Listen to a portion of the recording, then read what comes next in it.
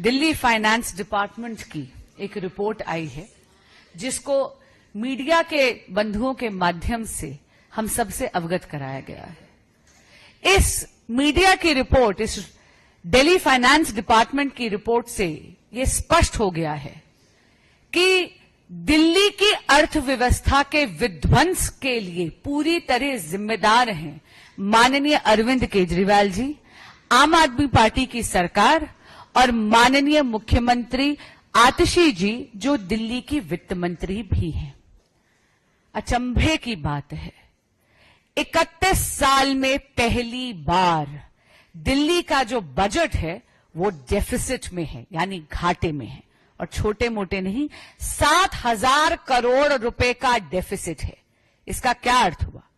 इसका अर्थ यह हुआ, पहली बात, कि दिल्ली में जो एक्सपेंडिचर है यानी खर्चा, वो दिल्ली की इनकम या दिल्ली की आय से कहीं कहीं ज्यादा है। इसका एक और बहुत ही संगीन पहलू है कि ये डेफिसिट जानबूझ के हुआ है। आपको याद होगा, जब विधानसभा के पटल पर यह बजट पारित करा गया तो तब माननीय सीएम आतिशी जी ने, जो तब केवल वित्त मंत्री थी, उन्होंने दिल्ली के बजट के सरप्लस होने की घोषणा करी थी। बड़े बड़े दावे करे थे कि दिल्ली के पास फालतू पैसा है।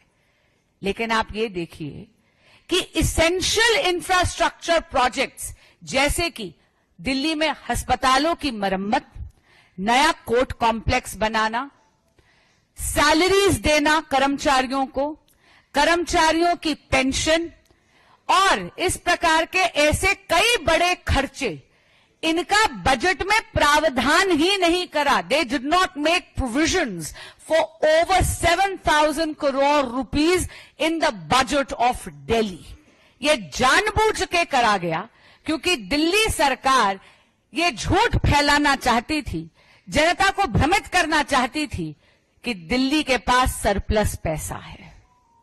अगर आप देखेंगे तो आम आदमी पार्टी की सरकार ने जानबूझ के दिल्ली के अकाउंट्स फज करे हैं।